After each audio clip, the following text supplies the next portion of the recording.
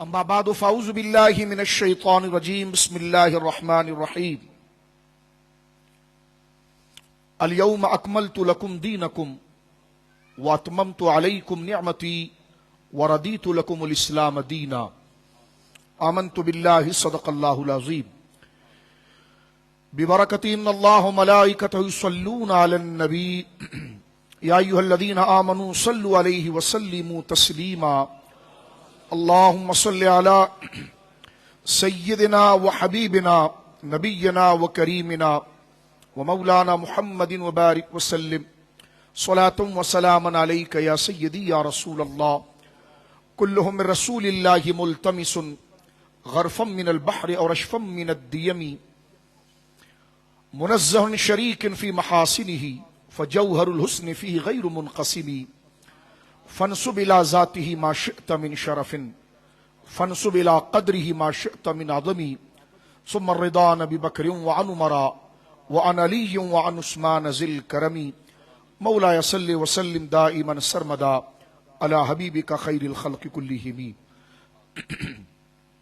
اللہ کی حمد و ثنا نبی محترم، نبی معظم، خاتم النبیین، سید المرسلین جناب رسول مکرم صلی اللہ علیہ وسلم کی بارگاہ مقدسہ میں انتہائی محبت و عقیدت کے ساتھ درود و سلام پیش کرنے کے بعد تمام تعریف اللہ وحدہ لا شریک کے لیے ہے۔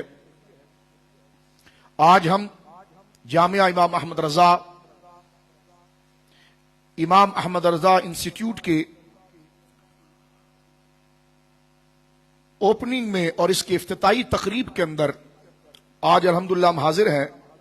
کل کی نشست بھی جامعہ کے افتتاحی تقریبات اور اس کے آغاز کے حوالے سے ایک تفصیلی نشست ہوئی ہے، اور آج کی نشست جو ہے اس کا دوسرا پہلو ہے انشاءاللہ۔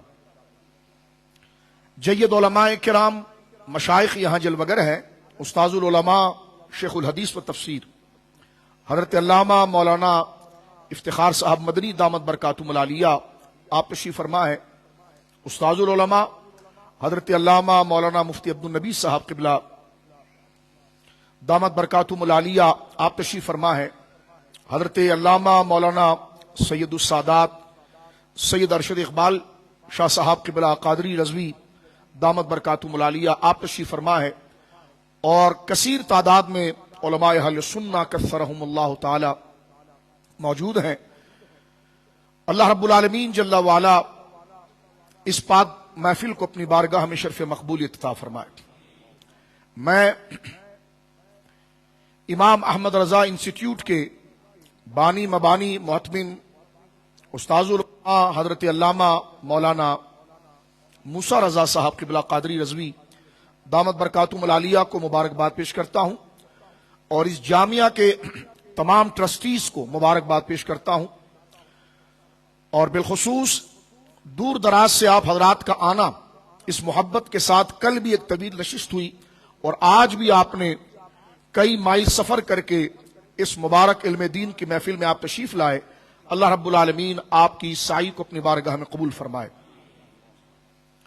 میرے دوستو بزرگو، اسلامی سوسائٹی اور اسلامی معاشرے کی بنیاد قرآن و سنت پر ہوتی ہے، یعنی قرآن و سنت کی تعلیمات ہی پر اور قرآن و سنت کے احکام اور اس کی تعلیم ہی پر اسلامی سوسائٹی بنتی ہے۔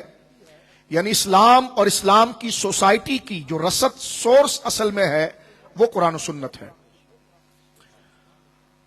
مدارس قرآن و سنت کی تعلیمات کو محفوظ کرنے والے اور قرآن و سنت کی تعلیم کی تبلیغ کے لیے ایسے افکار کار تیار کرنے والے کہ جن کے ذریعے اسلام کی بنیادی تعلیم قرآن و سنت محفوظ رہے، یہ کام مدارس کا ہوتا ہے کہ جو قرآن و سنت کا تحفظ کرتے ہیں اور ایسے افراد تیار کرتے ہیں جو ہر علاقے، ہر معاشرے، ہر خطے میں جا کر جو اسلام کی تعلیمات ہیں جس کے پابند مسلمان ہیں، تو مدارس یہ ذمہ داری اپنے اوپر لیتے ہیں کہ قرآن و سنت کی صحیح فکر، صحیح سمجھ اور ان کو مکمل باکمال بنایا جائے، تاکہ جب وہ عوام میں اتریں تو عوام کے ضروری مسائل کو قرآن و سنت کی تعلیمات کے تحت وہ حل کریں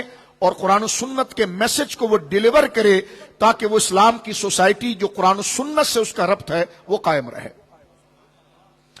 یہ مقصد ہے، یہ وجہ ہے مدارس کی۔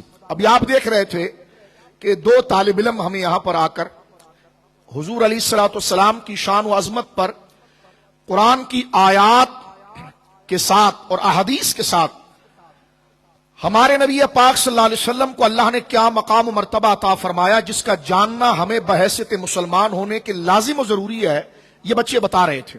یہی مدارس کا کام ہوتا ہے کہ قرآن و سنت کی وہ تعلیم جو اللہ نے قرآن اپنے محبوب کے سینے پر اتارا اور محبوب کریم علیہ الصلوۃ والسلام نے اپنی سنت کے ذریعے آگے صحابہ کو بڑھایا، انہوں نے اس کی حفاظت کر کے آگے چلایا۔ تو مدرسہ وہ ادارہ ہوتا ہے جس میں قرآن و سنت کی تعلیم محفوظ ہوتی ہے، اور اسے باقی اور کنٹینیو رکھنے کے لیے ایسے افراد کار بیان کیے جاتے ہیں کہ جس سے اسلام کا پورا رنگ باقی رہے اور جو اسلام سے وابستہ ہے ان تک اسلام کی مکمل روشنی پہنچے۔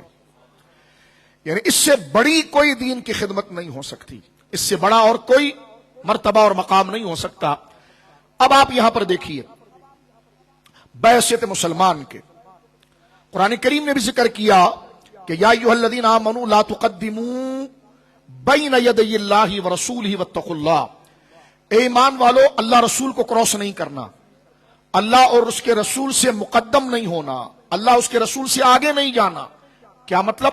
تم مسلمان ہو تو تم پر اسلام کی تعلیمات کو سمجھنا اور اپنی عملی زندگی میں لانا یہ تم پر ضروری ہے۔ اسلام وہ مذہب نہیں ہے صرف کہ جو صرف چند وظائف تک محدود رہے۔ اسلام ایک نظام حیات ہے اور دین فطرت ہے۔ انسان کی جتنے ایک انسان کو اس کی جتنی نیڈ ہے، جتنی اس کی ضرورت ہے، یہ واحد مذہب ہے دین اسلام۔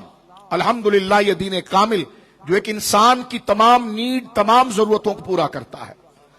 اس کا ایک مختصر سا جواب، اگر میں بات لمبی نہ کروں تو آپ ہمارے فقہ کی کوئی بھی کتاب آپ اٹھا لیں، جیسے بحر شریعت ہے، اردو زبان کے اندر فقہ اسلامیہ کا انسائکلوپیڈیا ہے، اسلامی لا اور قانون کا۔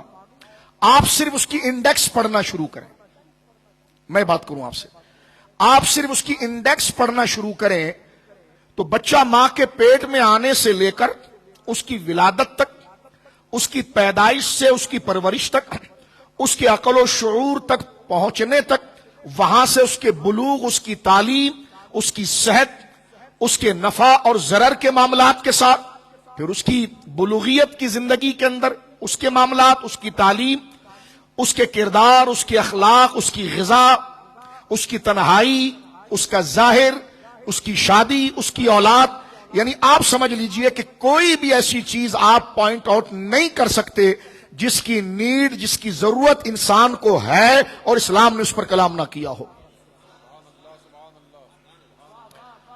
تو اسلام دین کامل ہے الحمدللہ، یہ چند عبادات تک اور رسومات تک نہیں ہے۔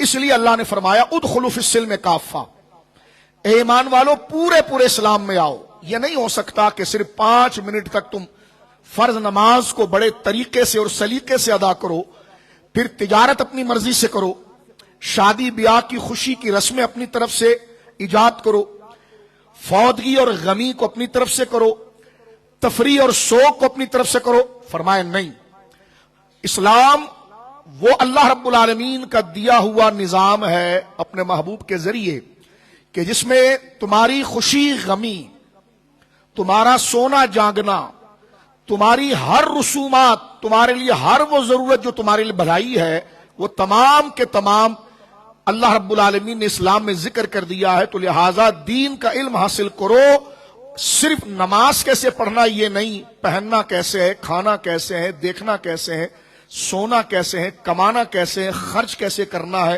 آپ کے ساتھ جو لوگ جڑے ہوئے ہیں، والدین ہیں، رشتہ دار ہیں، پڑوسی ہیں، حقوق ہیں، کلک ہیں، دوست ہیں، ان تمام کے حکم کو اور ان تمام کے حقوق کو جو انسان کیونکہ مدین الطبع ہے وہ مل جل کر رہنا چاہتا ہے، اس کے حقوق کو اگر کوئی مذہب کلیتاً مکمل بیان کرتا ہے تو وہ دین اسلام ہے۔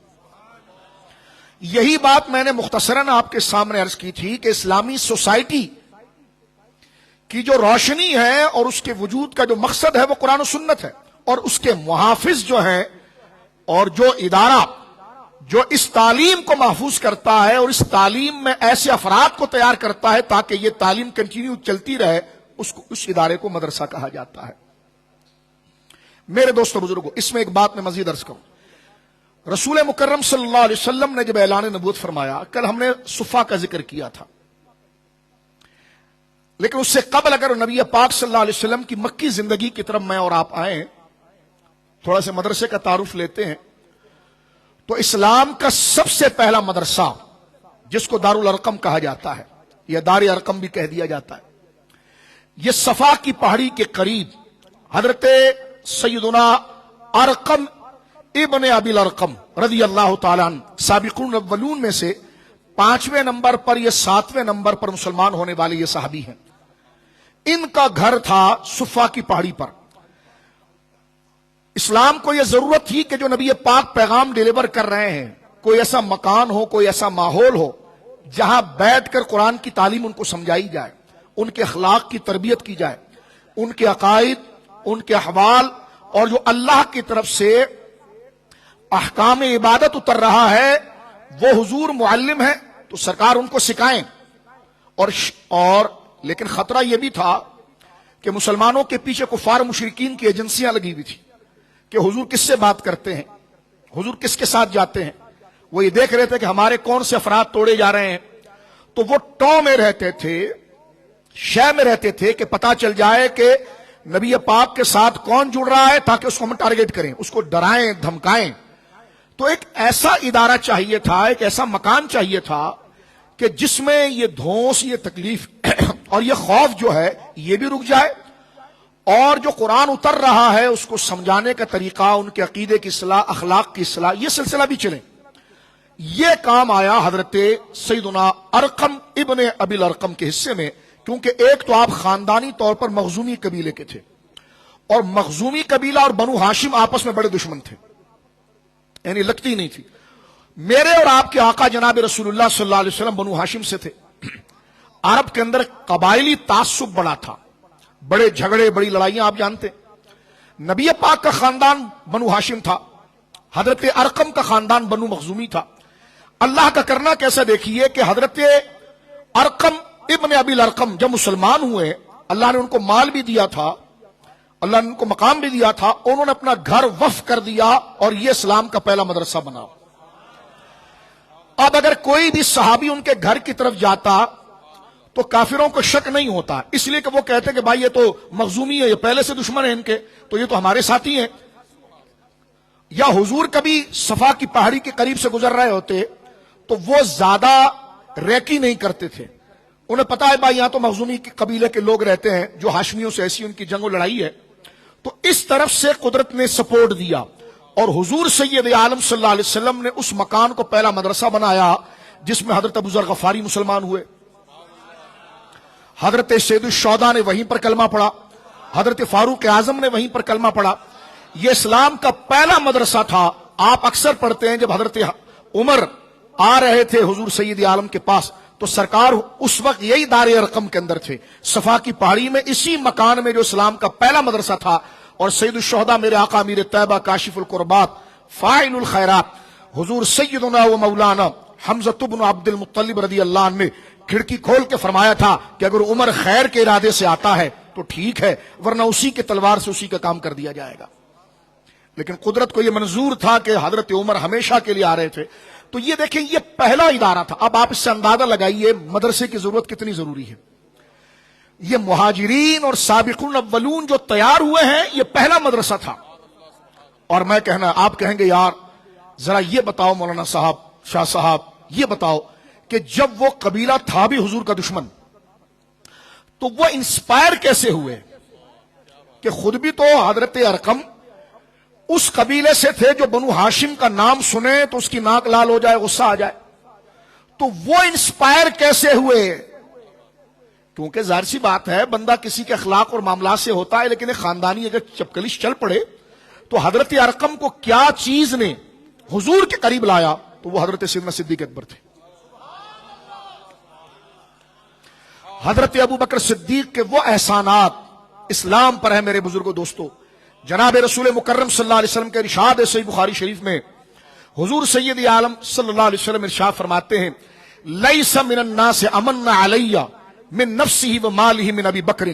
فرمایا کہ میں مصطفیٰ، مجھ پر میرے صحابہ میں سے، مجھ سے تعاون کرنے والوں میں سے، میرے ساتھ گویا کہ رابطہ رکھنے والوں میں سے امن علیہ سب سے زیادہ احسان اپنے جان کے ذریعے اور اپنے مال کے ذریعے جس نے کیا وہ ابو بکر ہے. اب دیکھیے آپ، یعنی یہ حضور سید عالم صلی اللہ علیہ وسلم اسلام کے اولین مبلغ اور محتمم اس مدرسے کے اور ناظم اعلی، اور اس میں حضور سید عالم کے سب سے پہلے جو معاون ہیں وہ حضرت ابو بکر صدیق ہیں. قرآن کریم نے کیا ذکر کیا، ذرا توجہ کرنا. آپ اگر اسلام کی ہسٹری پڑھیں گے نا تو اسلام کے وہ بڑے بڑے لوگ جن سے اسلام کو عروج ملا، اور بالخصوص مکہ کی زندگی میں جہاں اسلام پر اسلام کا تعاون کرنا، آپ بھی دیکھتے ہیں کہ بندہ کہتا ہے یار اس کے ساتھ بھلائی کرو جس کے ساتھ 4 لوگ کھڑے ہوں تاکہ کل میرا کام آ جائے، اس کا کاروبار اچھا ہو، اس کی جماعت بہت بڑی ہو. کبھی آپ نے نہیں دیکھا ہوگا ایسا کہ آپ ایسے بندے کا ساتھ دیں جس کا سارا محلہ دشمن ہو، بلکہ دوسرا بندہ کہے گا بھائی کیا کر رہے ہو؟ وہ بندہ جس کا تو ساتھ دے رہا اس کا تو سارا محلہ دشمن ہے، تیرے کاروبار کا کیا ہوگا؟ تیرے گھر میں بچے ہیں، جوان بیٹی ہیں، تیرا کیا ہوگا؟ تو ہمیشہ بندہ اس کا ساتھ دیتا ہے، اس کو پیسے دیتا ہے، یا اس کے ساتھ وقت گزارتا ہے، یا اس کو دوست بناتا ہے جس سے اس کی اپنی جان محفوظ ہو. لیکن حضور نے جب اعلان نبوت کیا صلی اللہ علیہ وآلہ وصحبہ وسلم تو سرکار کا ساتھ دینا سب سے مشکل تھا، کیونکہ جو حضور سے جڑے گا سارا مکہ اس کا خلاف ہو جائے گا. اور حضرت ابو بکر صدیق رضی اللہ تعالیٰ اس وقت حضور کے ساتھ جڑ رہے ہیں. یوں تو جب وہ حضرت ابو بکر صدیق حضور سے 2 سال عمر میں چھوٹے ہیں، اور حضور سے آپ کا تعلق 16 سال اور 17 سال کی عمر سے ہے.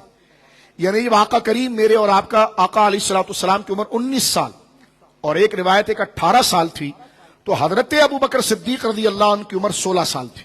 یعنی 16 سال کی یہ سنگت ہے، اور آج مزار میں بھی ہے، اور حضور فرما کل قیامت میں اسی طرح ابو بکر میرے ساتھ اٹھے گا. لوگ پوچھتے ہیں نا کہ کب سے حضرت ابو بکر صدیق رضی اللہ تعالیٰ کی سنگت اور تعلق تھی. جب میرے اور آپ کے نبی پاک صلی اللہ علیہ وسلم 18 سال کے تھے، 18 ایئر اولڈ، تو اس وقت حضرت سیدنا ابو بکر صدیق 2 سال چھوٹے تھے اور آپ کی عمر 16 سال تھی. یہ قرآن میں بھی ذکر ہوا ہے اس کا. خیر ایک بات عرض کر رہا ہوں، حضرت ابو بکر صدیق کی اسلامی خدمات اور مدارس کی طرف آتا ہوں. میں چند لوگوں کا نام لیتا ہوں، اگر آپ نے اسلام کی تاریخ پڑھی ہوگی تو آپ کی شیخیں نکل جائیں گی. حضرت عبد الرحمن بن عوف، یہ مکہ کے اتنے بڑے بیپاری اور تاجر تھے. جب یہ ہجرت کر کے مدینہ آئے نا، اور جب مواخات ہوا، بھائی بنائے گئے، تو صحابہ کرام جو انصار تھے انہوں نے اپنے مہاجر دوستوں کے لیے اپنا گھر بھی دیا. اگر 2 دکانیں تو 1 دکان دے دی، 2 مکان تو 1 مکان دے دیا. عبد الرحمن بن عوف اتنے بڑے بیپاری تھے، انہوں نے کہا بھائی مجھے کوئی مکان نہ دے نہ قرضہ دے، بس میرا حوالہ مارکیٹ میں لے لے. میں مارکیٹ میں اتر رہا ہوں، مدینے کی مارکیٹ میں، میرا حوالہ اور گارنٹی لے لے تو.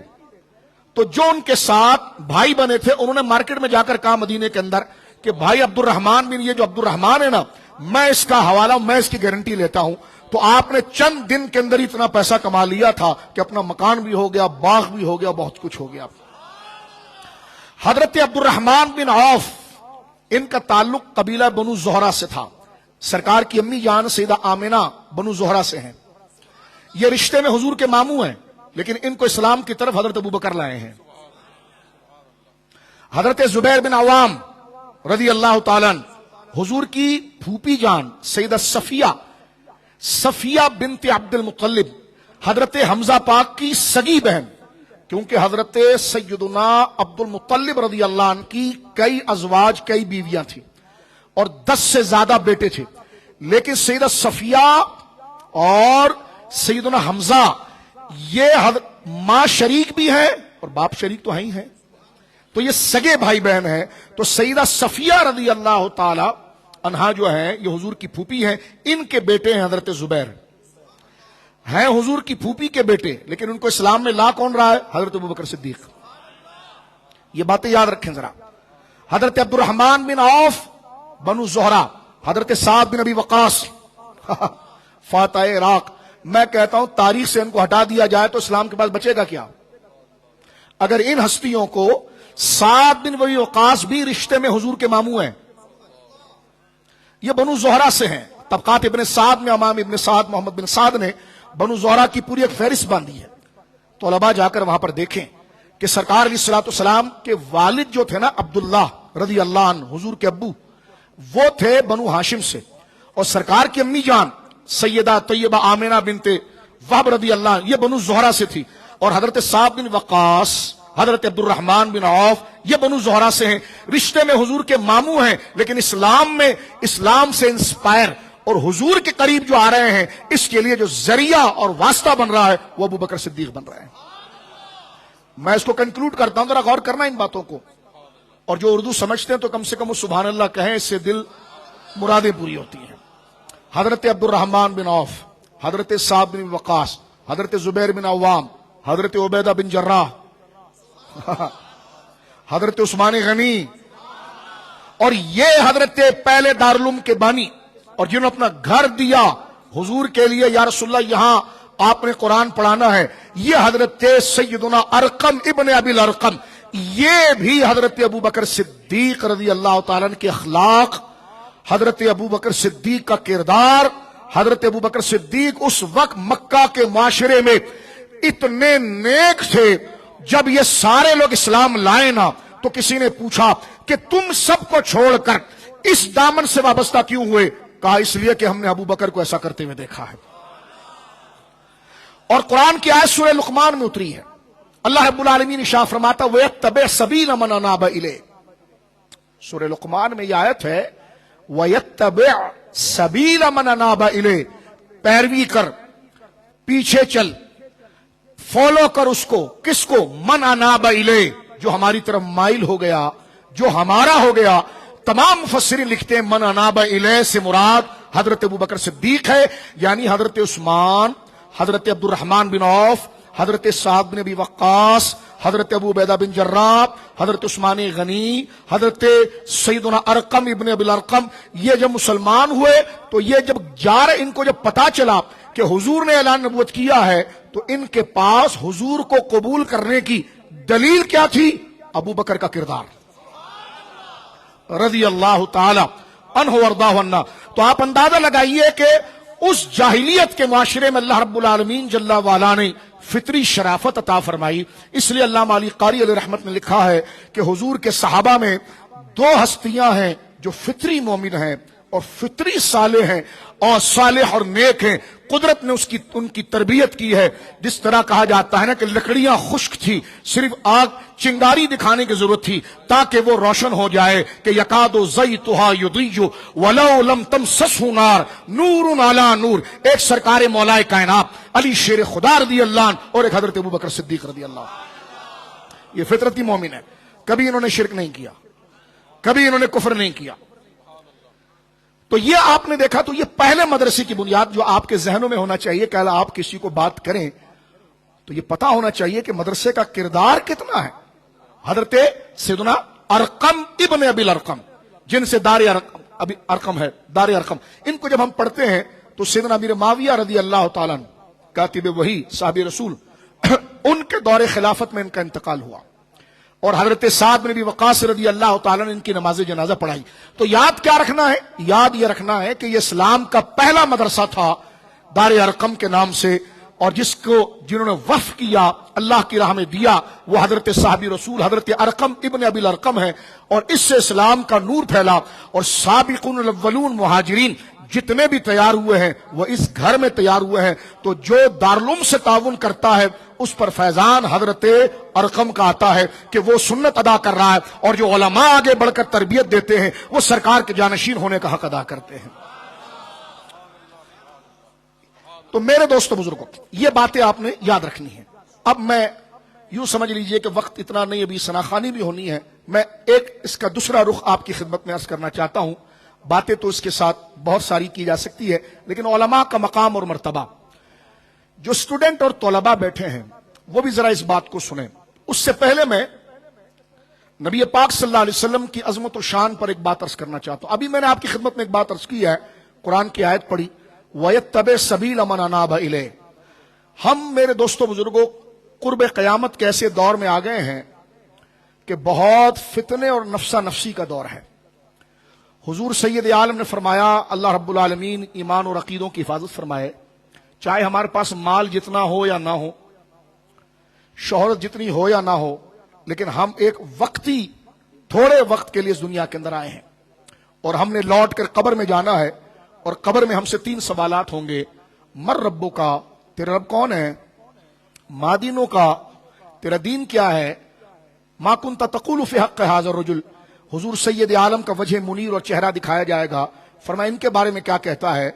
اب دیکھو ساری زندگی مجھے اور آپ کو ملی ہے, سوال کتنے آسان ہیں. یعنی اس سوال پر چھٹی ہوگی کہ تیرا رب کون ہے, یہ کوئی مشکل سوال ہے؟ مجھے آپ بتائیے. تیرا رب کون ہے, یہ مشکل سوال ہے. تیرا دین کیا ہے, یہ مشکل سوال ہے. آدھی رات کو بھی اگر کوئی آپ کو اٹھا کر پوچھے تیرا رب کون ہے, آپ کہیں گے اللہ عز اسمہ وجل جلالہ وعم نوالہ وعظم شانہ. آپ کو آدھی رات کو بھی کوئی اٹھا کر نیند سے پوچھے آپ کا دین کیا ہے, آپ کہیں گے اسلام. ٹھیک ہے, اتنا آسان سوال ہے میرے دوستوں بزرگوں, لیکن رکھا گیا قبر کے اندر, کیونکہ اس کا جواب آسانی سے نہیں دیا جائے گا. یہ بہت توجہ کی بات. یہ نہیں تھا کوئی فزکس کا سوال آپ کو دے دیا گیا ہے کہ آپ بڑی بڑی یونیورسٹی میں جا کر اس کو حل کریں. کوئی میتھمیٹکس یا گرامر کا سوال آپ کو دیا ہے کہ آپ بڑی بڑی یونیورسٹیوں میں جائیں کہ بھائی قبر میں یہ سوال پوچھا جائے گا, پہلے چوپڑی پکڑو اور مسئلہ حل کرو. آپ میرے بھائیوں ذرا غور کرو. اللہ مجھے اور آپ کو غور و تدبر کرنے کی علماء کے صدقے توفیق عطا فرمائے. دیکھیں زندگی ہمیں 50 سال کی, 60 سال کی, 70 سال کی ملتی ہے. کس مسئلے کو پکا کرنے کے لیے, تیرا رب کون ہے. سوال آپ سمجھ رہے ہیں میں کیا کہنا چاہ رہا ہوں آپ کو؟ تیرا رب کون ہے, تو یہ کوئی مشکل سوال ہے, لیکن اس کو جمع کرنے کے لیے, اس کو سنبھالنے کے لیے آپ کو 60 سال کی زندگی ملی ہے. کوئی فزکس کا, کوئی میتھمیٹکس کا, کوئی سائنس کا سوال نہیں پوچھا گیا کہ جب آپ 10 کے پاس جاؤ. تو پتا چلا یہ جو زندگی مجھے اور آپ کو ملی ہے, اس سوال کو یاد رکھنے کے لیے کہ ربی اللہ دین الاسلام وہذا سیدنا و مولانا محمد الرسول اللہ صلی اللہ علیہ وسلم. لیکن میرے دوستو بزرگوں, یہ اسے یاد رہے گا جس نے دنیا میں سے دل لگایا ہے. یاد قبر میں جب رہے گا کہ جب زبان پر یہ نام ہو اور ہماری فزیکل لائف کے اندر یہ ساری چیزیں بصورت کردار کے بھی آئی ہو. زبان پر لا الہ الا اللہ ہو, لباس ایسا ہو کہ بندہ لگے بھی نہیں کہ یہ کیا ہے. زبان پر دین اسلام ہو. ہمارے وہاں شادی بیاہ کی آج کل رسمیں ہوتی ہیں, کہیں سے محسوس نہیں ہوتا یہ مسلمانوں کی گیدرنگ ہے. میرے لیے اور آپ کے لیے بہت خطرے کی یہ نشانی ہے. تنقید نہیں کر رہا, کوئی بات ناراض نہ ہو. یعنی عورت مرد ایک ساتھ شادی میں بیٹھے ہوئے ہیں اور ہمیں کہتے ہیں شاہ صاحب, مفتی صاحب, شیخ الحدیث صاحب آئیے نکاح پڑھائیے. ہم نے کہا جو یہ ماحول آپ نے بنایا ہوا ہے اس کو ختم کرنے کے لیے تو قرآن کی پوری سورت, سورۃ النساء موجود ہے, سورہ نور موجود ہے. یہ جو آپ نے ماحول بنایا ہے یہ تو بالکل قرآن کے خلاف ہے. اور میں آپ سے چندے کے چکر میں, لفافے کے چکر میں, محبت کے چکر میں, تعاون کے چکر میں یہاں کھڑے ہو کر اس حرام گویا کے گیدرنگ کے اندر جو گناہ ہے اس میں کھڑے ہو کر میں اللہ کا نام لوں. لیکن کبھی ہمارے اندر میت ہو جائے نا تو پھر آپ دیکھیں گے کیسا ڈسپلن ہوتا ہے. ٹوپی باقاعدہ ہوتی ہے ہماری, پردہ ہوتا ہے خواتین کے لیے, ایک پردے کا الگ انتظام. تنقید نہیں کر رہا ہوں, اچھی بات ہے. موت میت ہوتی ہے تو ہم علماء کے پاس, بزرگوں کے پاس پہنچتے ہیں, حضرت کیا پڑھا جائے, حضرت کیا کیا جائے, نماز کتنے بجے ہے, ٹوپی پہن لی ہے, پردہ آ گیا ہے, بہنوں اور ماؤں کو ایک طرف بٹھایا گیا ہے اور اس طرف. لیکن جہاں خوشی آئی تو پھر یہود بھی شرمائے اور ہنود بھی شرمائے. یہ ہمارے اندر جو تضاد اور منافقت ہے، تو اس بات کو سمجھ لیجئے، زندگی بھر کے عمرے اور یہ ساری محفلیں ایک طرف رہے گی، زبان سے لفظ اللہ قبر میں ادا نہیں ہو پائے گا.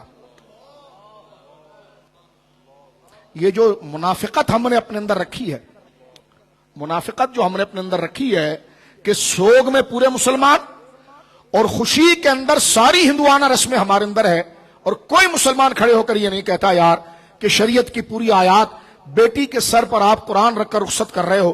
اس قرآن میں جو پردے کا حکم اترا ہے، جناب رسول اللہ نے ارشاد فرمایا چند آوازیں ہیں جس پر اللہ لعنت بھیجتا ہے.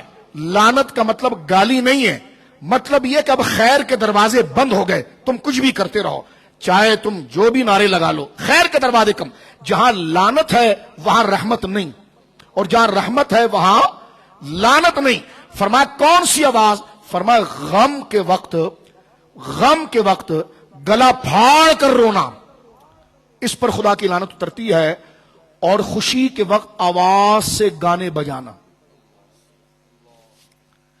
میں کراچی میں گزشتہ دنوں، ہم عام لوگ ہیں، بندہ دیکھو ایک ہوتا ہے گناہگار ہو، ایک ہوتا ہے مجرم ہے، ایک ہوتا ہے گناہگار اور ایک ہوتا ہے غدار. گناہگار کو خدا بخشتا ہے، جرم کو جرم سمجھ کر یا بھائی کچھ بھی نہیں ہوگا، یہ مجرم اور غدار ہے، یہ اصرار کرنے والا ہے، اس پر بڑی سخت گرفت ہوتی ہے.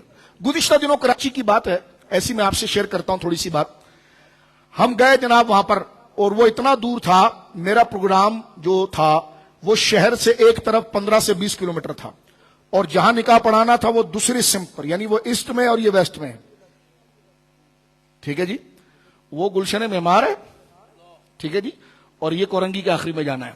تو یہ جو ہے ایسٹ اور ویسٹ کا فرق ہے. لیکن وہ مجھ سے کہتے ہیں کہ بار بار انہوں نے فون کیا کہ آپ نے آنا ہے. وہ دین کی وجہ سے محبت کرتے ہیں، اللہ ہمیں نیک رکھے. تو وہاں پر گئے تو ہمارے ساتھ بچے ہوتے، ہم نے کہا جا کر دیکھو کیا ہے. انہوں نے کہا حضرت اندر تو مخلوط محفل ہے. تو میں نے کہا کہ چلیں پھر واپس چلتے ہیں. تو وہ میرے پیچھے بھاگ کر آ کے کہنے لگے کہ حضرت ہم آپ کے مرید ہیں، آپ نکاح نہیں پڑھائیں گے. تو میں نے کہا مرید بندہ اس لیے بنتا ہے کہ شریعت کو پھلانگے، یا مرید اس لیے بنتا ہے کہ اللہ کے خوف کو لے کر دین پر عمل کرے؟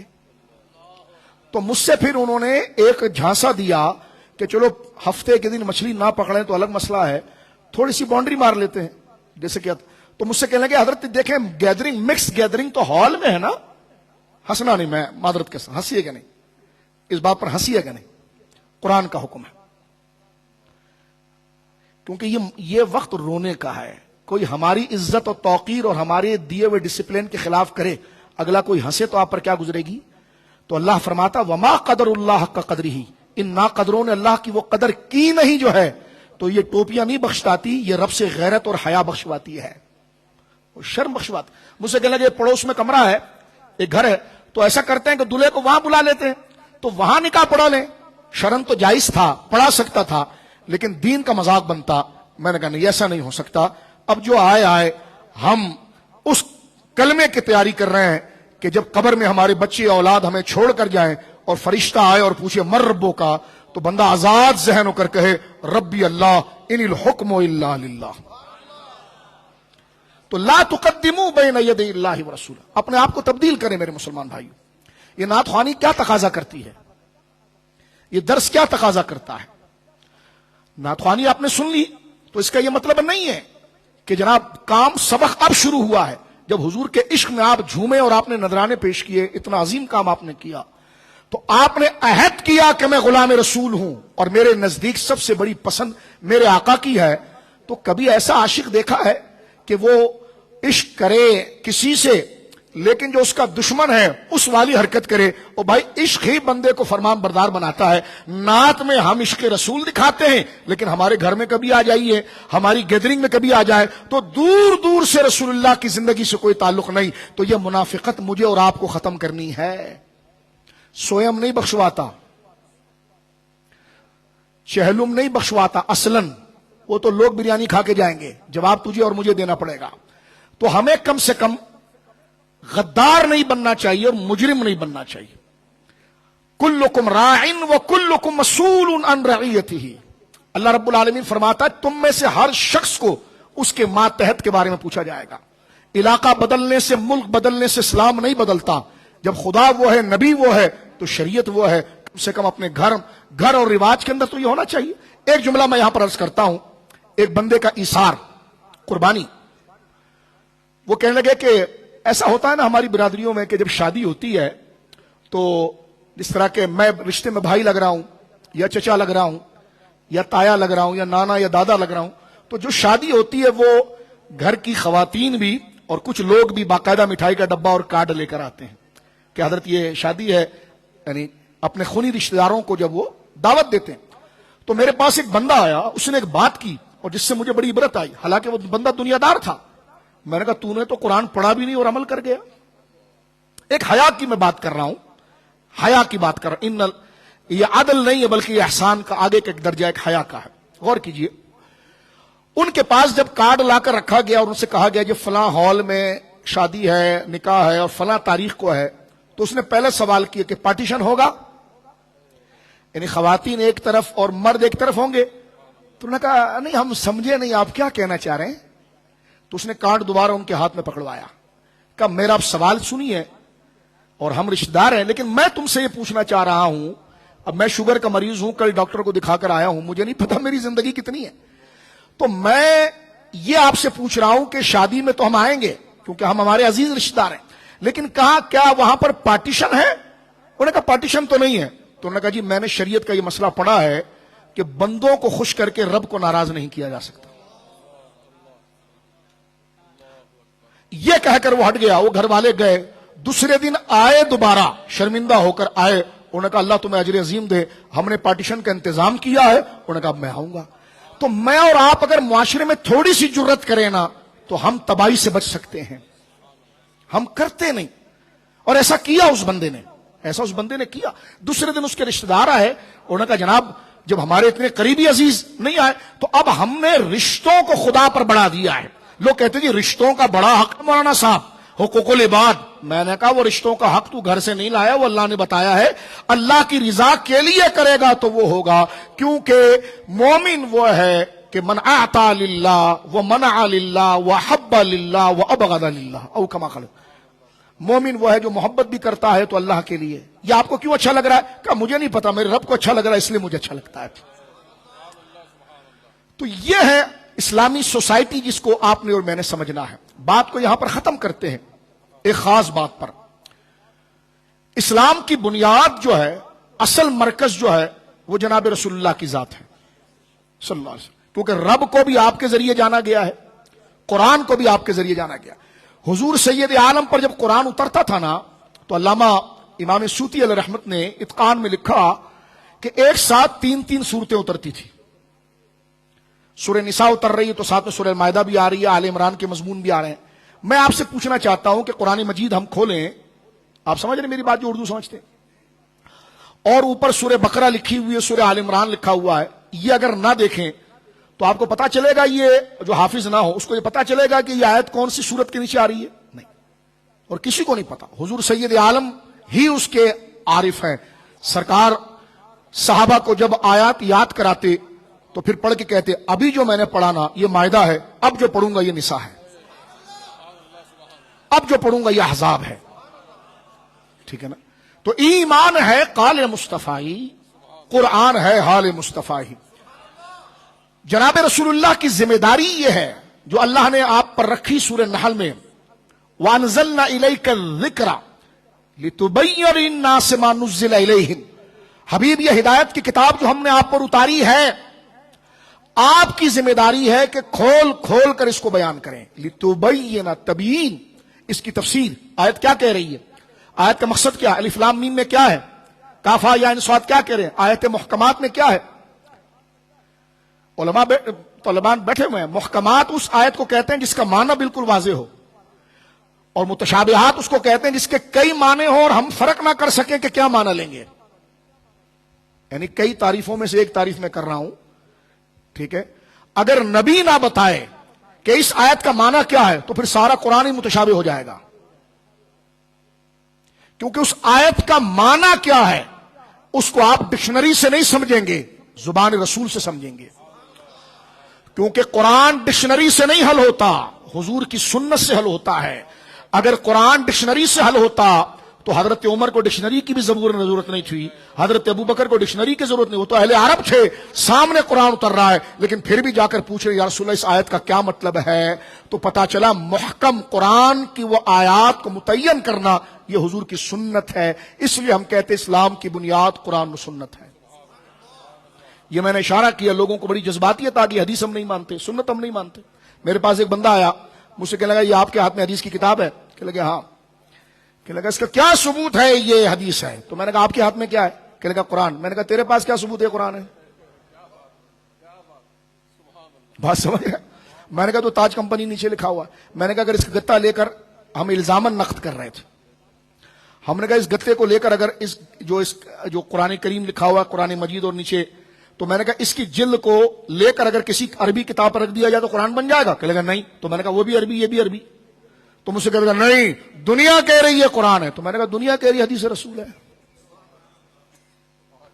کہ لگا تاریخ میں آئے ہے قرآن ہے۔ تو میں نے کہا تو کہہ رہا تھا قرآن کے علاوہ کسی چیز کو نہیں ماننا، تو جب تو تاریخ کو مان گیا ہے تو تیری شامت عملی دیکھ، تو تاریخ جیسے بھونڈی چیز کو مان رہا ہے اور سنت جیسی عظیم چیز کو نہیں مان رہا۔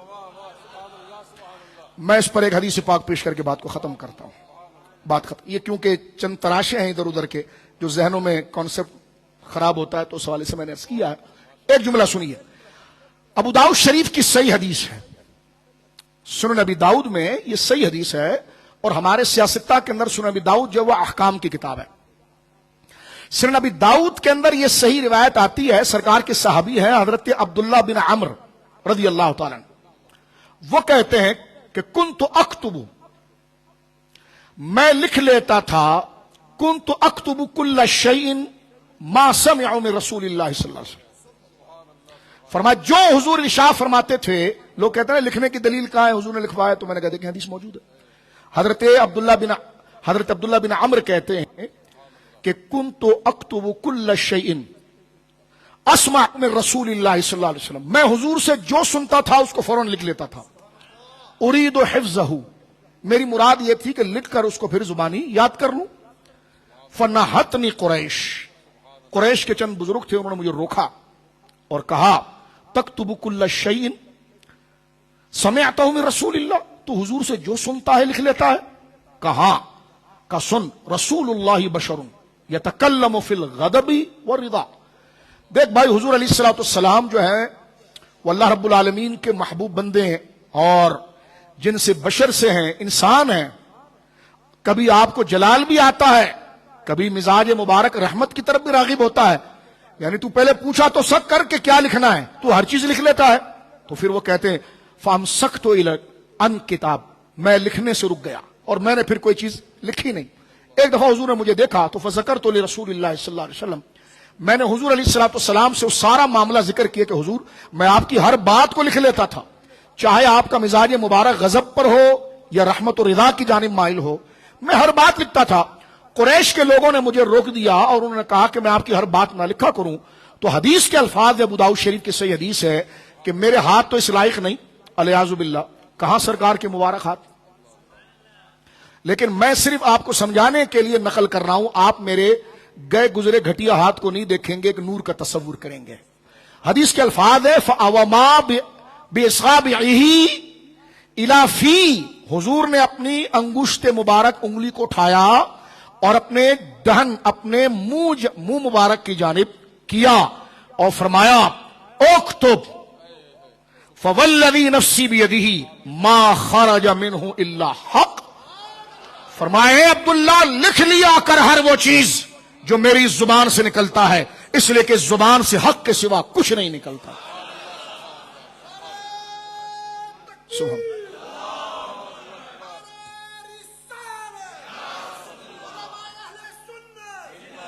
یہ میں نے جملہ، یہ تو آپ نے سن لیا یہاں پر، اب میں بات کو اینڈ پر جو لا رہا ہوں نا، اب یہ دیکھیں یہ حدیث ہر جگہ پڑھی جاتی ہے، لیکن اہل سنت کا مشرب تھا وہ میں نے آپ کو بتایا کہ میں نے اشارہ تو کیا کیونکہ حضور سید عالم نے اپنی انگلی مبارک اٹھا کر اشارہ اپنے منہ مبارک کی طرف کیا تھا، فَوَمَا بِإِصْبَعِهِ إِلَى فِي، اپنے چہرے اپنے ہونٹ مبارک کی طرف، اپنے دہن مبارک کی طرف، اپنے منہ مبارک شریف کی طرف حضور نے انگلی کا اشارہ کیا اور فرمایا اکتب فوالذی نفسی بیدہ ما خرج منہ الا حق، اس زبان سے جو نکلتا ہے عبداللہ تو چھوڑ ان کی باتوں کو، لکھ لیا کر، کیونکہ اس زبان سے حق کے سوا کچھ نہیں نکلتا۔ اب اہل سنت کا مشرب دیکھیں، میں نے اس سے پہلے کیا جملہ کہا آپ کو کہ میں انگلی تو اٹھاؤں گا لیکن توجہ آپ میری ہاتھ کی طرف نہیں کریں گے۔ یہ ہے اہل سنت کا انداز تدریس، اس لیے ان مدرسوں کا اختصاص کیا جاتا ہے۔ مدرسے تو لاکھوں بنے ہوتے ہیں، توجہ ہے، ادھر بھی ادھر بھی ادھر بھی ادھر ہی، لیکن تو یہاں کیوں آیا پڑھنے؟ کتابیں تو ہر جگہ ایک جیسی پڑھائی جا رہی ہیں، کتابیں تو وہ ہر جگہ پڑھائی جا رہی ہیں۔ تو یہ ہے وہ مزاج اہل سنت کا اختصاص جو میں نے آپ کی خدمت میں عرض کیا کہ اپنی تقریر تدریس کے اندازے سے شائبہ تک نہ ہو بندے کو، حضور سید عالم کی قدر و مقام طالب علم کے دل میں کم نہ ہو جائے۔ ابو داؤد شریف کی حدیث ہے، رسول کریم صلی اللہ علیہ وسلم کے صحابی حضرت برہ بن عازب رضی اللہ تعالیٰ عنہ شاگرد نے پوچھا تھا کہ جناب رسول اللہ صلی اللہ علیہ وسلم نے قربانی کے جانوروں میں، توجہ ہے آپ کی، قربانی کے جانوروں میں نقص کتنے بتائے ہیں کہ اگر وہ ہو تو قربانی اس جانور کی سنت ابراہیمی نہیں ہوگی، یعنی جیسے کہ پاؤں سے لنگڑا ہونا، کان کا کٹا ہونا، ٹھیک ہے نا؟ آپ قربانی کے دنوں میں دیکھتے ہیں نا، میں ایک دفعہ جانور لینے جاتے ہیں، الحمدللہ اللہ کی فضل اللہ فرمائے، تو ہم جا رہے ہیں تو ایک بندہ انت میں دیکھ رہا ہوں تو وہ ہمارے محلے کا ہی تھا، تو وہ بکرا خرید رہا تھا، تو میں نے کہا کتنے کا ہے؟ اور یہ لٹرلی یہ بات بتا رہا ہوں، انہوں نے کہا جی 40,000 کا ہے۔ تو میں نے کہا تو بڑے مہنگے دے رہا ہے، تو ذرا علماء سے الرجک تھا کہ کیا مہنگا ہے؟ میں نے کہا بھی وہ گیٹ پر سراغ بورڈ پر میں نے 7,000 کا ایک بکرا دیکھا۔ تو اب آپ دیکھیں اگر وہ 7,000 کا آپ لے لیں تو اس 40,000 روپے میں سے کتنے پیسے آپ کے بچ جائیں گے؟ کہنے لگا اچھا کہاں پر بتائیں؟ میں نے کہا کہ ایک مسئلہ ہے، وہ لنگڑا ہے۔ کہنے لگا مولانا کیا مذاق کر رہے ہو یار، تو میں نے کہا پیسے بھی تو بچ رہے، 40,000 ادھر دے رہا ہے، اب 40 میں سے اگر آپ 7 کو 7 مائنس کریں اس سے تو 40، یعنی اگر آپ دیکھیں 33، یعنی 33,000 روپے تیرے بچ رہے ہیں، اور 7,000 کا بکرا ہے، صرف وہ لنگڑا ہے۔ تو کہنے لگا لنگڑے کی قربانی کب ہوتی ہے؟ میں نے کہا سبحان اللہ، سال میں ایک دفعہ تیرے کو قربانی کرنی ہے تو بکرے کے سارے شرائط دیکھ رہا ہے۔ ہاں وہ قربان جاؤں تیرے اخلاص پر، سال میں ایک دفعہ قربانی کرنی ہے تو دانت بھی چیک کر رہا ہے، اور جو فرض نماز پڑھ رہی ہے وہاں پر کہا جی حرج ہو جاتی ہے۔ تو میں نے کہا تو دھوکہ کسی اور کو نہیں اپنے آپ کو دے رہا ہے میرے بھائی، توجہ، اتنے زیادہ سمارٹ نہ ہو جاؤ، دین کے اصول اصولی رہتے ہیں، چاہے تم چاند پر بھی چلے جاؤ، قرآن و حدیث کے اصول میں تبدیلی بولیے نہیں آتی۔ تو یہ حدیث پاک آپ دیکھیے، حضرت برہ بن عازب نے، ابو داؤد شریف میں بھی روایت ہے کتاب الضحایا کے اندر موجود، آپ نے اپنی 4 انگلیاں اس طرح اٹھائی تھی اور فرمایا تھا حضور سید عالم نے قربانی کے جانوروں میں 4 عیب بتائے ہیں، لیکن جو اسٹوڈنٹ سامنے یوتھ بیٹھے تھے ان کو پھر کہنے لگا اوہو حضور نے ہاتھ اسی طرح اٹھائے تھے لیکن اناملی اکثر من اناملی، فرمایا ہاں حضور سید عالم کے ہاتھ اور انگلیاں بہت اعلیٰ تھی، میری انگلیاں تو بہت چھوٹی اور گھٹیا ہیں، میری انگلیاں بہت چھوٹی اور گھٹیا ہیں۔ تو گویا کہ یہ ادب و آداب اور تعظیم رسول صلی اللہ علیہ وسلم کو ملحوظ رکھنا اور اس کو باقی رکھنا طلباء کے اندر، یہ مدارس کی ذمہ داری ہوتی ہے، یہ اہل سنت و جماعت کا مشرب ہوتا ہے۔ حضور سید عالم سے جب پوچھا گیا تو سرکار نے پسندیدہ لوگوں کے بارے میں فرمایا اغدو عالما، بچنا چاہتا، دارمی میں موجود ہے، حضرت عبداللہ بن مسعود سے بھی ہے اور دیگر اور صحابی سے موقوف روایت ہے، فرمایا اغدو عالما، عالم بن جا، بچ جائے گا، او متعلما، یا ان کا شاگرد بن جا، او مستمعا، یا ان کو بیٹھ کر سننے والا بن جا، فلا تکن رابعا فتہلک، فرمایا دیکھ چوتھا نہ بننا ورنہ ہلاک ہو جائے گا، یا تو عالم بن جا، یا ان کا شاگرد بن جا، یا ان کو سننے والا بن جا، اور آگے دوسری حدیث سے ہے اس میں چوتھے کا اضافہ ہے، او محبن، یا ان سے محبت کرنے والا بن جا، یا ان سے محبت کرنے والا بن جا۔ تو میرے دوستو بزرگو، اور میں طلباء سے یہ کہتا ہوں کہ علم تو ہر جگہ بانٹا جاتا ہے، لیکن علم نفع بخش جب ہوتا ہے کہ جب وہ تعظیم رسول کے ساتھ ہو، حضور سید عالم کی تعظیم کے ساتھ ہو. جیسا ابھی میں نے حدیث پاک آپ کے سامنے پیش کی ہے، اور اس روایت پر ہم اپنی بات کو ختم کرتے ہیں. حضرت عبداللہ ابن عباس 8 سال کے تھے جب حضور علیہ الصلوۃ والسلام مدینہ منورہ میں بنفس نفیس موجود تھے. حضرت عبداللہ ابن عباس سرکار کے چچا حضرت عباس کے بیٹے عبداللہ. مسند امام احمد میں انہی کے مسند میں روایت موجود ہے، اور بخاری شریف کی شرح فتح الباری کے اندر کتاب التہجد میں امام ابن حجر اسقلانی نے لایا. ان کی عادت یہ تھی کہ اکثر یہ حضور کے گھر میں رہتے تھے بچے. حضرت عبداللہ ابن عباس 8 سال کے بچے تھے، لیکن دیکھیں سمجھدار کتنے تھے کہ بڑے بڑوں کو وہ سمجھا گئے. حضور سید عالم پر ایک اضافی نماز فرض تھی جیسے تہجد.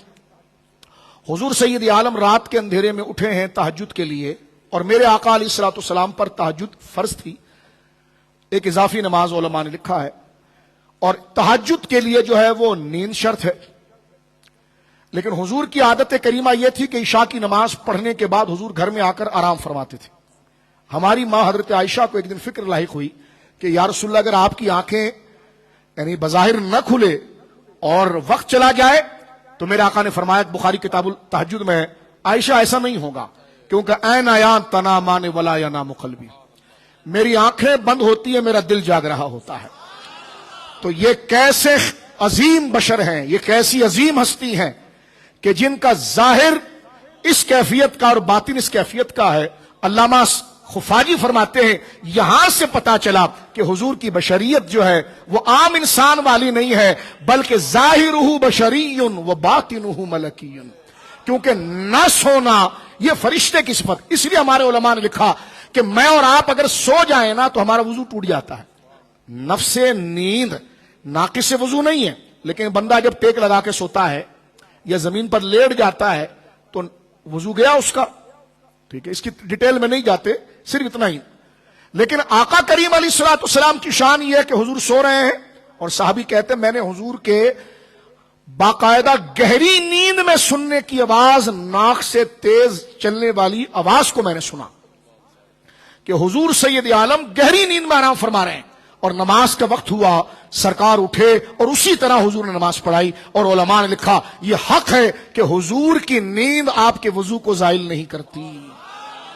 اب یہاں پر سننا، وضو زائل نیند نہیں کرتی ہے، لیکن نیند جب دماغ پر غالب ہو جائے تو انسان، حضور کی حدیث جامع ترمذی کی کہ آنکھ کا تعلق بندے کے مقعد سے ہے. آنکھ بند ہوئی تو انسان کے جسم کے اعضاء ڈھیلے پڑ جاتے ہیں، پتہ نہیں چلتا کہ کوئی نجاست گویا کہ اس سے خارج ہو جائے، تو بندہ غافل ہوتا ہے. نیند جب غالب آ جائے اور وہ کہاں بیٹھا ہے، کدھر بیٹھا ہے، کیا ہو رہا ہے، اس ہوش سے وہ گیا، جبکہ وہ ٹیک بھی لگایا ہوا ہو، ہوش سے وہ گیا تو اس نیند نے اس کو مدہوش کر دیا. اب اس کو اطلاع نہیں اپنے بدن کے اوپر، تو نیند گئی. سرکار دو عالم سید عالم اگر سو رہے ہوں تو آپ کا علم اس قدر مستحضر ہے کہ علماء نے لکھا کہ آپ کے علم کا ربط ختم نہیں ہوتا. اس لیے حضور اٹھ جائیں، سو جائیں، وضو اسی طرح باقی رہتا ہے. ہاں، جہاں حضور نے وضو کیا وہ بیان جواز کے لیے ہے، جہاں حضور نے وضو کر لیا وہ بیان جواز کے لیے. اب حضرت سرکار تہجد کے لیے اٹھے ہیں، اب یہ بیان جواز ہے. ٹھیک ہے، حضرت عبداللہ ابن عباس نے بس چند منٹ میں بات ختم، وضو کا پیالہ حضور کے سامنے پیش کیا کہ یا رسول اللہ آپ وضو فرما لیں. سرکار نے وضو فرمایا اور حضور کو بڑا پیار آیا اس پر کہ دیکھو کتنا پیارا ہے، یہ برتن بھی لے آیا، وضو کا سامان لے آیا. اب حضور نماز کے لیے کھڑے ہوئے تہجد کے لیے تو یہ ادبن پیچھے کھڑے تھے. تو سرکار کریم نے کرم فرمایا اور ان کا ہاتھ پکڑا. جو چھوٹے بچے ذرا غور کریں، ہاتھ پکڑا اور حضور نے اپنے ساتھ کھڑا کر دیا. اب جب سرکار کریم علیہ الصلوۃ والسلام نے بلا تشبیہ اپنے ہاتھوں کو نماز کے لیے اٹھایا تو حضرت عبداللہ ابن عباس پیچھے ہٹ گئے. حضور نے پھر ان کو دیکھا اور پھر ہاتھ سے پکڑا اور پھر اپنے ساتھ کھڑا کیا. پھر حضور نے نماز شروع کرنا چاہی تو پھر پیچھے ہٹ گئے. تو تیسری دفعہ، یہ حدیث یاد رکھیں، اپنے بچوں کو سنائیں، گھروں میں بتائیں، یہ روشنی ہے. تیسری دفعہ حضور نے اپنے ساتھ کھڑے کرتے ہوئے فرمایا کہ ما بالا کا اناجلو کا ہزائی فتخلفنی، اے ابن عباس تجھے کیا ہو جاتا ہے، میں تجھے اپنے برابر میں، لفظ پہ غور کر، میں تجھے اپنے برابر میں کھڑا کرتا ہوں اور تو پیچھے ہٹ جاتا ہے؟ تو وہ کہتے ہیں ما ينبغي لأحد، ہائے ہائے ہائے، ما ينبغي لأحد ان يصلي حذاك انت رسول اللہ۔ 8 سال کے بچے ہیں، کہنے لگے حضور کس میں یہ دم ہے کہ وہ آپ کے برابر کھڑے ہوں اور آپ اللہ کے رسول ہیں؟ ما ينبغي لأحد ان يصلي حذاك انت رسول اللہ۔ حضور کس ماں نے ایسی کرامت والے بچے کو جنا ہو، کون ایسی عزت والا ہے جو آپ کے ساتھ کندھا لگائے، آپ اللہ کے رسول ہیں؟ حضور نے نہیں فرمایا چپ کرو، توحید کا مقام اغلب ہے، یہ نماز ہے، نماز۔ اعلی حضرت نے کیا لکھا؟ ثابت ہوا کہ جملہ فرائض فروع ہے، اصل الاصول بندگی استاجور کی ہے۔ بولو سبحان اللہ۔ اب غور کیجئے، حضرت عبداللہ ابن عباس کو عین اسی نماز، ابھی نماز شروع نہیں کی حضور نے، ادھر ہی چھوڑ کر مڑے ہیں ابن عباس کی طرف، اور چھوٹے بچے 8 سال کے، ان کے دونوں سینوں کے درمیان حضور نے ہاتھ رکھا اور رب سے کہا مولا یہ اتنا پیارا ہے، میرے مقام کو جان گیا۔ یہاں داڑھی سفید ہو جاتی، بندے کو مقام نہیں سمجھ میں آتا، مناظرے کر رہے ہوتے ہیں۔ تو حضور سید عالم نے سینے مبارکہ پر ہاتھ رکھا ابن عباس کے، علم آتا کیسے دیکھیں، فرما اللہم علمہ بالتاویل وفقہہ فی الدین۔ یا اللہ میرے اس ادب کرنے والے عاشق میرے صحابی کو قرآن کا علم، اس کے لیے تعویل کا علم کھول دے اور دین کی دانائی عطا فرما۔ آپ نے کسی زیادہ ٹائم کہیں لگایا بھی نہیں۔ ہاں فاروق اعظم کے بھی شاگرد ہیں آپ، اور حضرت مولا علی کے بھی شاگرد ہیں، لیکن علم کا غلبہ اتنا ہوا آپ پر کہ حضرت عمر اپنے دور خلافت میں اپنے مسلح پر اپنے ساتھ بٹھاتے تھے اور کہتے تھے یہ جوانوں میں بڈھا ہے، کہا یہ عمر نہیں دیکھنا اس کی عقل بڈھوں والی ہے، یہ جو مشورہ دے گا اتنا میچور مشورہ دے گا۔ تو آپ کی یہ شان تھی کہ آپ فرمایا کرتے تھے لو دعا لی اقال بعیر لوجدتہ فی کتاب اللہ، میری چھوٹی موٹی بھی کوئی چیز جو اضافی غیر ضروری چیز ہوتی ہے، کہا اگر میری اونٹ کی رسی بھی کھو جائے تو مجھے ڈھونڈنے کی ضرورت نہیں پڑتی، میں قرآن کھولتا ہوں، قرآن بتاتا ہے۔ کسی نے پوچھا یہ علم کیسے آیا؟ فرمایا حضور کے ادب کی خیرات ہے۔ اللہ مجھے بھی ادب والا کرے، آپ کو بھی ادب والا کرے، ہماری اولادوں کو ادب والا کرے، اور یہ جامعہ کا نام ہی وہ ہے جس کا نام سننے سے ادب رسول بدن کے اندر سرائیت کر جاتا ہے، امام احمد رضا۔ میں آپ تمام کو مبارکباد پیش کرتا ہوں، اور کل بھی آپ اتنا دیر بیٹھے، آج بھی بیٹھے، اور میں یہ کہنا چاہتا ہوں یہ حضرت علامہ موسیٰ رضا صاحب کی طبیعت کے اندر جو اللہ رب العالمین نے شائستگی اور کمال رکھا ہے، یہ اس کے نظارے مجھے نظر آ رہے ہیں کہ میں ان کو دیکھ رہا ہوں، حالانکہ وہ مدرسے کے بانی ہیں، اور میں تو کہہ رہا، میں نے ان سے کہا یار یہاں پر مرکزی کرسی تمہاری ہونی چاہیے، تو حدیث پاک ہے لیکن سید القوم خادمہم وساقی القوم آخرہم، تو وہاں لائٹ بند کرنی ہے تو خود جا رہے ہیں، وہاں کھانا آ گیا تو اس کو خود ریسیو کر رہے ہیں، وہاں دریاں بھیگ رہی ہیں تو خود جا رہے ہیں، بچے پڑھ رہے ہیں تو خود جا رہے ہیں۔ خدا کی قسم جس عالم کو اللہ نے اخلاق اور عاجزی ایسی دی ہونا، ایسے لوگوں کو عالم ربانی کہتے ہیں۔ تو میں مولانا موسیٰ رضا صاحب کو میں دیکھ رہا تھا، اور یہ میں صرف کوئی تصنع بناوٹ کے لیے نہیں کر رہا، اللہ نیتوں کو جانتا ہے، یہ اس لیے کہ جب ہمیں ایسے لوگ مل جائیں نا، جو یہ روشن چہرے آپ کے سامنے ہمارے بزرگوں کے ہیں، جب ایسے سنجیدہ پاکیزہ فکر کے لوگ مل جائیں تو بس سمجھ جاؤ کہ قدرت نے کرم کر دیا بخشش کا، اب ان کے دامن کو مضبوطی سے پکڑ لیں اور اس مشن کو آگے بڑھائیں، اس جامعہ کی خدمت کریں، اس مشن کو آگے بڑھائیں۔ اور میری گفتگو کے پہلے حصے کو یاد رکھیں کہ حضرت ارقم ابن ابی الارقم نے جو قربانی دی ہے تو وہ کس طریقے کے سلسلے ہیں، اس پر بات کی جائے تو پوری رات گزر سکتی ہے۔ میں نے صرف چند تراشے آپ کے سامنے پیش کی ہے، رب سے اگر بات کی جائے تو کثیر احادیث، صحابہ کے احوال، امت کے معاملات ہیں، اور یقیناً بات یہاں ختم کر دیتے ہیں کہ اسلامی سوسائٹی کا سورس مدرسہ ہے۔ اگر آپ کی سوسائٹی میں مدرسے ہیں تو سکون کی نیند سوئی ہے، آپ کے بچوں کا عقیدہ بھی محفوظ ہے۔ ایمان بھی محفوظ ہے. توجہ ہے.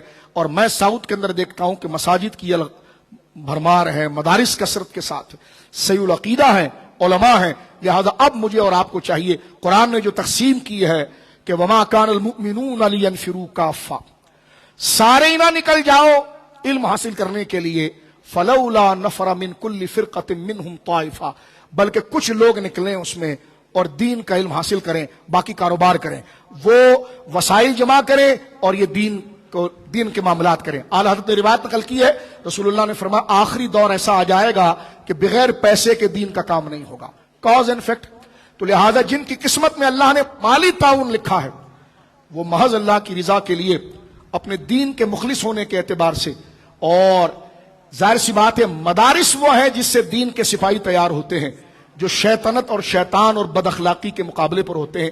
اللہ رب العالمین جل وعلا اس امت کے متمول تاجر اور علماء میں اسی طرح کی محبت اور سنگت کو قائم رکھے تاکہ دین کا کام آہستہ آہستہ منزل مقصود تک جو بڑھ رہے ہیں پہنچے, اور ہم کسی بھی ملک کے اندر رہیں, اللہ اکبر, جہاں بہت خوش نصیب ہیں یہ لوگ کہ جن کے قریب یہ حسنین مسجد ہے, ایسے مدارس ہیں اور قریب میں ہیں, تو میرے دوستو یہی بستی اسلام کی ہوتی ہے. اللہ رب العالمین مدرسوں کو مضبوط کر کے ہمیں اسلام کو مضبوط کرنے کی, قرآن کی حفاظت کی, شریعت کی حفاظت کر کے حضور کی بارگاہ میں حضور کے وفاداروں کے قدموں میں اپنا نام لکھانے کی اللہ رب العالمین توفیق دے.